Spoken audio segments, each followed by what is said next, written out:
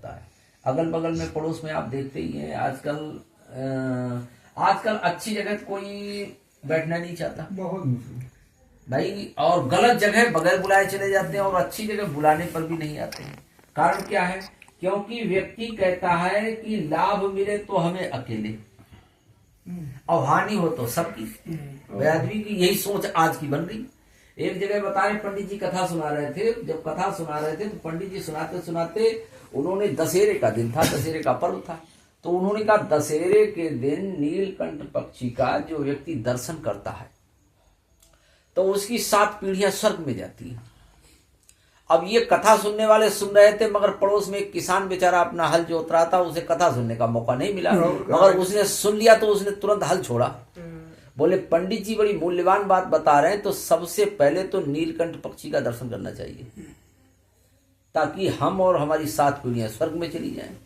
अब वो भागा और उसे मालूम था नीलकंठ पक्षी कहाँ रहता है। जब गया तो ढूंढते ढूंढते ढूंढते ढूंढते तो देखा घोंसले में नीलकंठ पक्षी तो नहीं मिला, नीचे पड़ा हुआ था। तो देखा नीलकंठ भगवान तो मर गए। उलट पुलट करके उसने दर्शन किया तो उसने कहा पंडित जी ने तो ये बताया कि नीलकंठ पक्षी का दशहरे वाले दिन दर्शन करने से 7 पीढ़ियां स्वर्ग जाती है, मगर ये नहीं बताया कि मरे का दर्शन करो तो क्या होता है।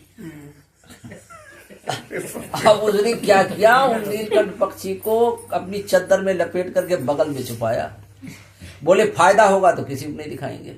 भाई आदमी की आजकल की सोच क्या बताया जाए। अब वो कथा शुरुआत चल ही रही थी, कथा समापन नहीं हुई थी। अब वो जा करके भागते भागते भागते भागते कथा के बीच में पहुंचा।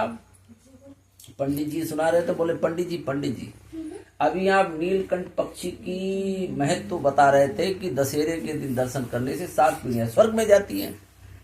तब पंडित जी ने कहा हाँ बिल्कुल हमने बताया, ये सही बात है। तो बोले पंडित जी अगर जो है मरे हुए का दर्शन किया जाए तो पंडित जी ने कहा तब तो नरक में जाएंगे। तब उसने फट से चद्दर से निकाला, तो बोले नरक में अकेले हम सब लोग दर्शन करो। हम अकेले क्यों जाएंगे नरक में? आप मानो जब तक फायदा था तब तो रुका। आज के आदमी की सोच का क्या कहा जाए। तो ऐसी आदमी की सोच बनी हुई है।